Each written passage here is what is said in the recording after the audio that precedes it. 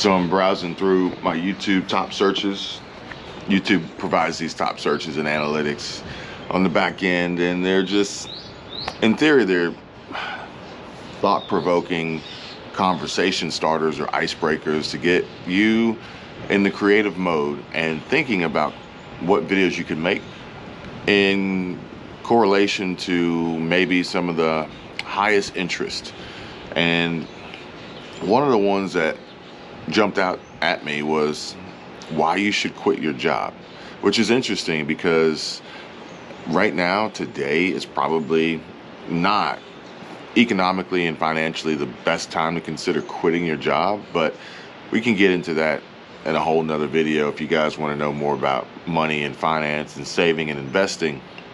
But I'm going to look up Google search trends, and I'm going to see if there is a spike in this search on how to quit your job, or why you should quit your job, better yet, because it's actually pretty easy on how to quit.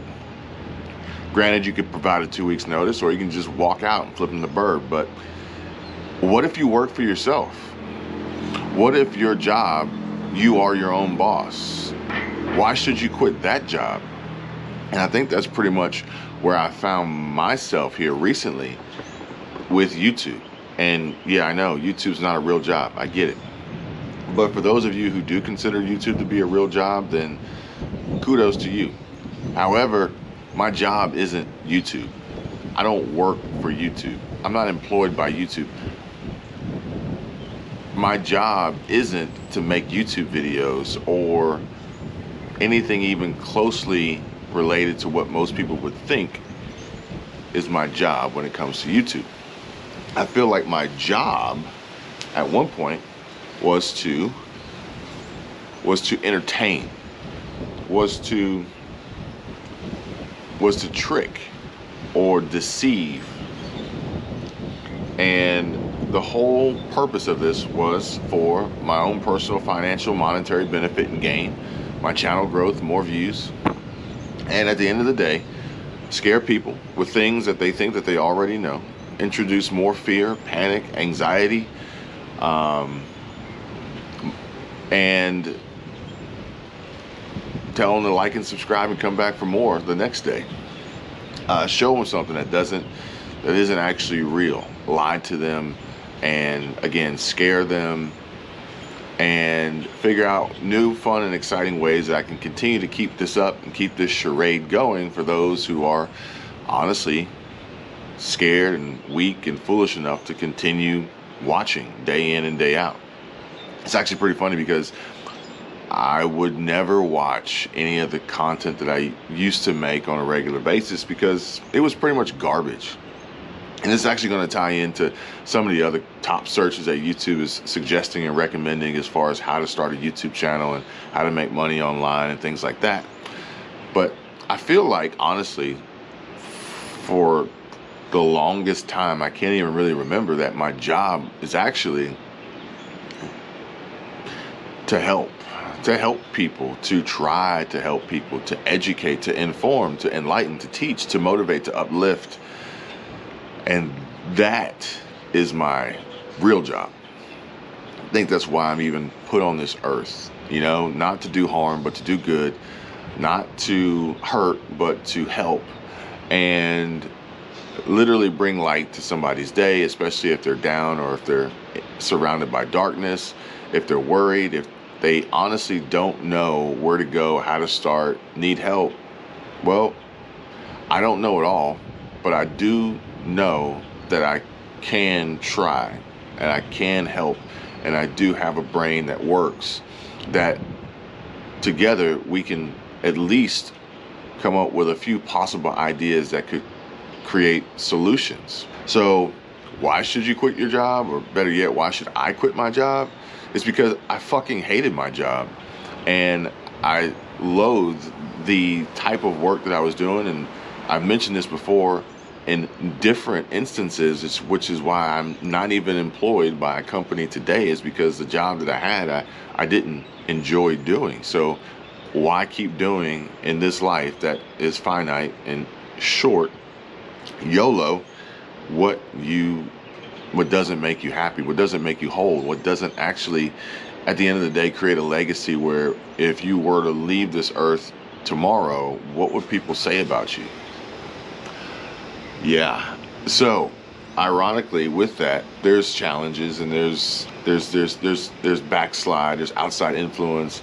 I actually was making a video the other day, and I mentioned another YouTube content creator by the name of Gideon, and I was including his YouTube channel in the video. And when I went to his YouTube channel, I come to find out that after millions of subscribers and millions of views and more than likely millions of dollars earned, he decided to delete all of his content and let his audience know that he was deleting his content, and he gave his life to Christ, and he moved on from causing so much pain and so much harm for the sole purpose of a prank and financial benefit and laughs and, you know, notoriety and clout and whatever, you know, fame. And it's crazy because honestly, you know, I look at it from the perspective of those that I can show you the data that are quote unquote succeeding on the platform, getting lots of subs, lots of views, making lots of money. But at the end of the day, what they're doing is they're lying. Now, I'm not going to say that they're like 100% liars, but at the end of the day, in order to really, truly win from a vanity metrics perspective on YouTube, you have to lie. You have to lie. There needs to be some form of the lie in the concept, to the point of which it barely crosses the line of reality.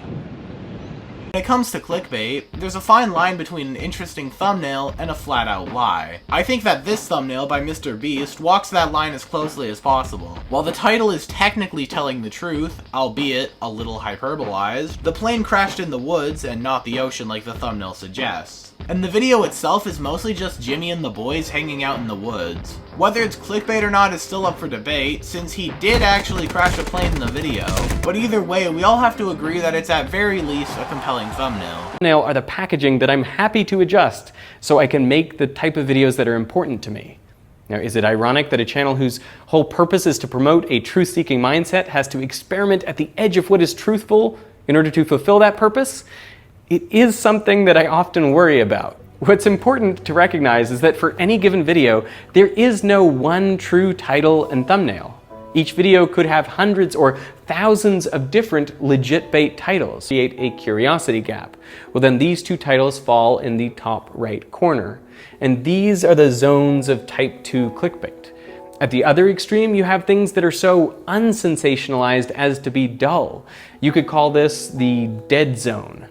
Now here is where you would find strange applications of the Magnus effect. I mean, I didn't tell you what the applications were. Now in the middle is where you would find type 1 clickbait. But honestly, I think type 1 and type 2 clickbait are so different that we shouldn't even use the same word for them. Instead of type 1 clickbait, my friend and YouTuber Brady Heron suggested legit bait. I mean, it might sound enticing, but it is legit. Instead of type 2 clickbait, we could use click trap, click trick, link trap, or dupe shoot. What's important to recognize is that for any given video, there is no one true title and thumbnail. Each video could have hundreds or thousands of different legit bait titles. For example, how does a zero-G plane work? I went on a plane that does parabolic trajectories. What happens to fire on a zero-G plane? Now, the most enticing titles and thumbnails are found close to type 2 clickbait. I'm reminded of the infographic by Smarter Every Day showing that on social media, the greatest engagement occurs close to the boundary of what's allowable. But remember that everyone's definition of clickbait is different, and everyone's perceptions of words and images are different. So these are not clear boundaries, they're actually kind of fuzzy. What for one person might be legit bait, for someone else could be a click trap. What's clear is that on a site where click-through rate is important, clickbait of all types is inevitable. How important to a video's success is the title and thumbnail? Because once you cross the line of reality, then most people won't believe it. But if you can get right on the edge of reality and fact and fiction, and your lie can toe that line in balance, then you're going to win by the way of society, people, interests, trends, the algorithm, negativity, hate, the deep state, some agenda or narrative or whatever. There's folks out there that want the masses to ultimately be blinded and distracted by the lie. And that's the truth. And quite possibly why this video is probably only going to get maybe 500 views, which is okay. I'm okay with that, perfectly fine with that, because in essence, by going against the grain and inevitably telling the truth, then ultimately I will be less attractive to those who don't know any better and they're stuck in the same downward spiral and rut. Maybe they'll wake up, maybe they'll come to, maybe they'll come around. I hope so, but if not, it's okay. I understand. It is what it is. They're just doing their job, and I'm going to do mine, no matter what.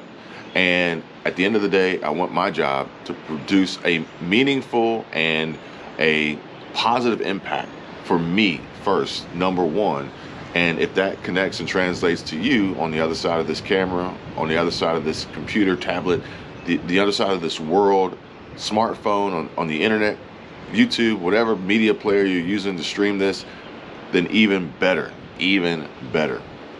And on that note, I'm going to leave you guys with a good morning and sending positive vibes. And I hope you all have the very best day and aren't lied to. And if you are, you understand and you address that situation so that you can prevent that from happening more in the future. And if you feel like, yeah, I'm not happy, and the job that I'm doing, even if it's not your job that pays you, every week or every 2 weeks, if you're doing a job and you feel as though you're not doing the job you should be doing, then maybe you should take this into consideration as well on how you can change things for the better for you, for yourself, and for the rest of the world. And coming up soon, next on another video, because I got a lot lined up, I got a lot coming to you, we are going to talk YouTube. We're going to talk YouTube, we're going to talk life, we're going to talk money. If you're about that, then this is going to be a great place for you. But I've got something I want to show you guys, and it's from the perspective of how to start a YouTube channel and how to make money, how to get more views, and ultimately how to lie to the masses in order to make that happen. And it's crazy because you only get one chance to make a first impression, but on YouTube, typically how that begins is by lying and deceiving and tricking and pranking, or whatever you want to call it, deceiving your audience to believe something that isn't necessarily true. Which, how can you build a strong relationship off of a foundation that inherently began with lies and deceit? It doesn't matter, because most people don't care. They only want the money. They only want the clout. They only want the recognition and the subscriber count and the silver or gold or diamond play button that they can put on their wall and the money in their bank accounts. And when that starts to slide, when that starts to fade, things get real hairy. But I came across this video yesterday, and it was interesting because I can easily see what's happening, the lie that's being told, and how this is going to work in this YouTube content. I'm not going to call them a content creator, because I don't think that people who do this are actually creative. I think they're just thieves. I think they're crooks. But be that as it may, it's going to work to their advantage. They're going to get a lot of views. They're going to get some subs, and they're going to be able to continuously push this lie and this story and kick this can down the road as long as it lasts. When YouTube changes the audience's and the algorithm's interest, it will die, and then you'll have to reinvent yourself as someone else. But it's okay, because it's YouTube. It's not a real job. You're not a real person. This conversation never happened. I can tell you my problems, meditating my silence, but I keep pushing my pen, rotating my stylus. Brokenness feeling like sin, now no breath, low dollar. Used to be left on red, now all the girls go holler.